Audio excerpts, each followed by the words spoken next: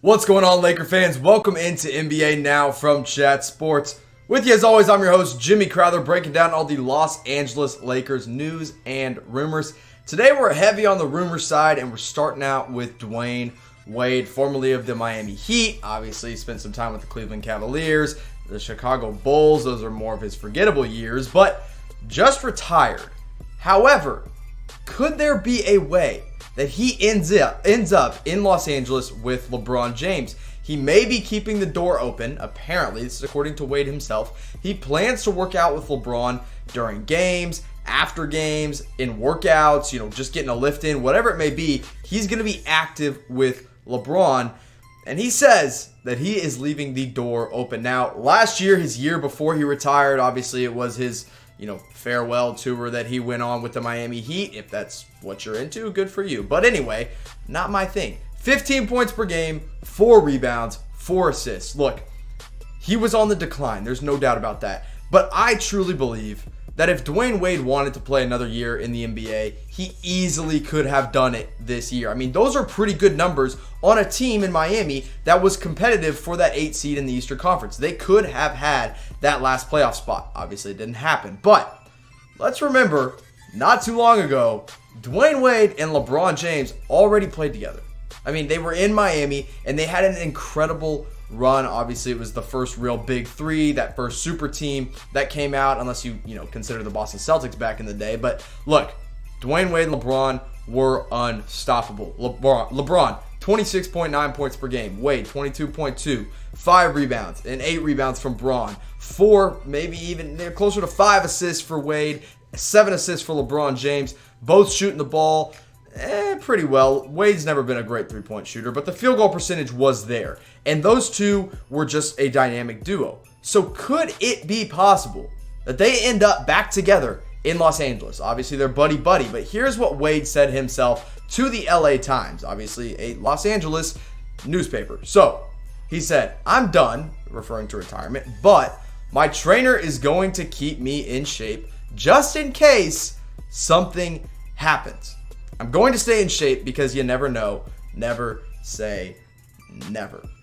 Now, Dwyane Wade is retired. Most retired players stay retired unless you're Magic or Michael Jordan or a couple other guys I guess have come out and been successful. But maybe Wade could do it, and maybe the Los Angeles Lakers make sense. Now, their bench next year, the Lakers at least, it's pretty solid. I mean, they've got a really good bench. These are their top 5 off-the-bench guys with Avery Bradley, JaVale McGee, assuming he doesn't start, Kyle Kuzma, assuming he doesn't start as well, Kentavious Caldwell-Pope, and Quinn Cook. But, if you can put Dwyane Wade in there and he can be, even as effective as he was last year in Miami, I think you could take Kentavious Caldwell-Pope out of there. Maybe Avery Bradley doesn't look as good as people expect. Whatever it may be, Dwyane Wade could make some sense in Los Angeles off the bench. Not going to have a super important role. He's not Miami Heat Dwyane Wade of old. But maybe he could come in and be a solid boost off the bench for the Lakers. And so this got me thinking, because if retired players could just come out whenever they want, that would be exciting. I'd want to see a lot of guys that are retired right now come back into the NBA. But if you could bring one player out of retirement and play in today's NBA, who would it be? Let me know in the comment section. It's pretty easy for me. I'm a diehard Dirk fan. He just left. I would have loved to see him back again this year. So I know he just retired, but I'd bring him back. But hey, maybe Dwyane Wade will be the next one to do it in Los Angeles. Now let's move on to Kyle Kuzma. I think people expect him to take a big step forward this year. He's kind of supposed to be that third star next to Anthony Davis and LeBron James. Now, he's not a star yet, but he is a great player. And there are a lot of people that think he's going to take that next step forward, including Kobe Bryant. Look, Kyle Kuzma has become a key part of LA's core, and really he's a building block for the future as well. He can play either forward position, small forward, power forward. He can't really guard the power forwards, but he's better suited at that 4 role on the offensive end. And like I said, he just received some really high praise from a Laker legend in Kobe Bryant. Here's what Kobe had to say about Kyle Kuzma. He was basically asked, why do you think Kyle Kuzma was untouchable this summer? Because he's one of the few Lakers that did not get traded in that Anthony Davis trade. Here's what Kobe had to say. this includes offensively and defensively. Defensively, he has the potential to be a great defensive player. Kobe used the word defense a lot in there. But anyway, he said, so I think that's one thing they looked at, that they being the Lakers, as well as his shooting ability and his size.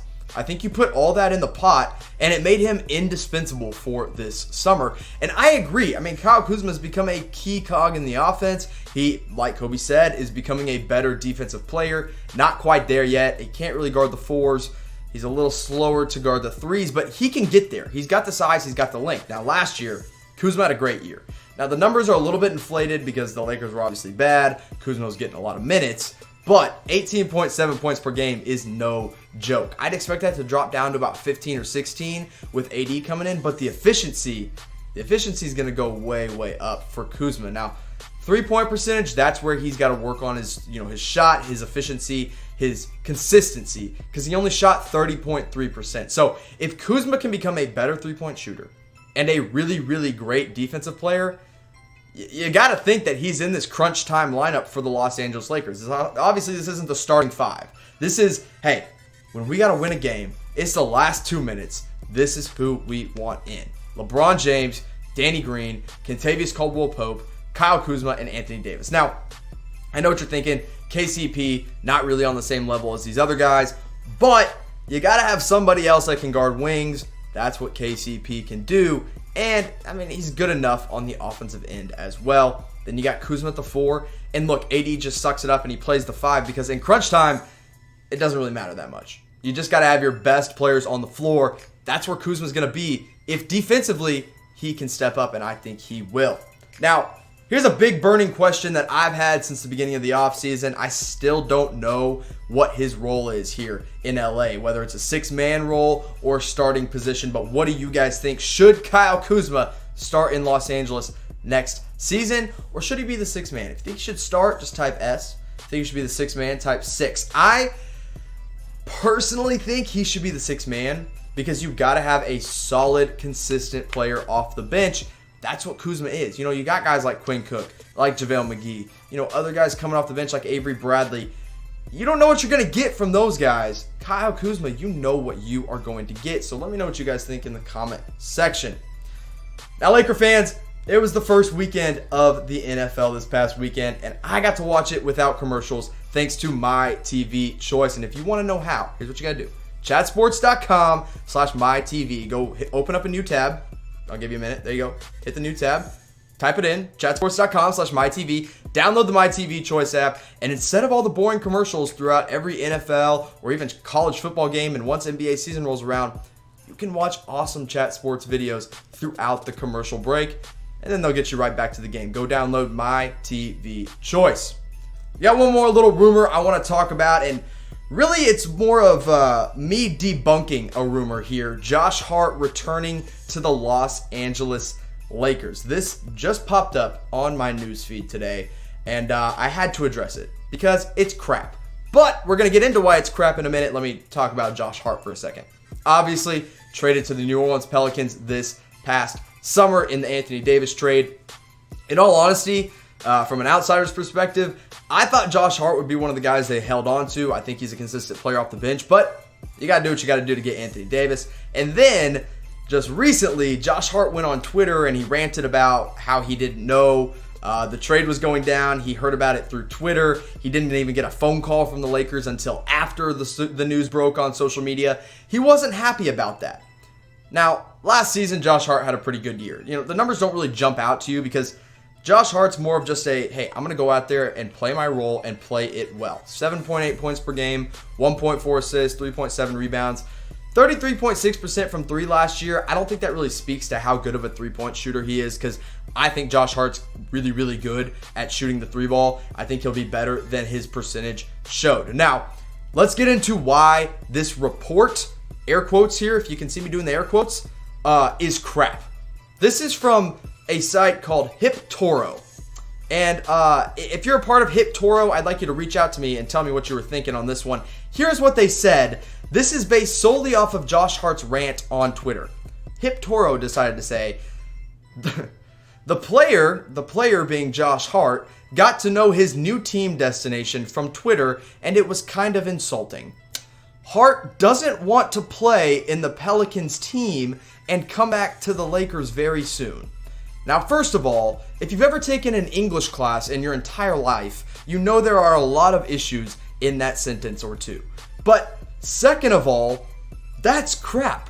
Hart never said he didn't want to play for the Lakers, or didn't want to play for the Pelicans, and he never said he wanted to go back to Los Angeles.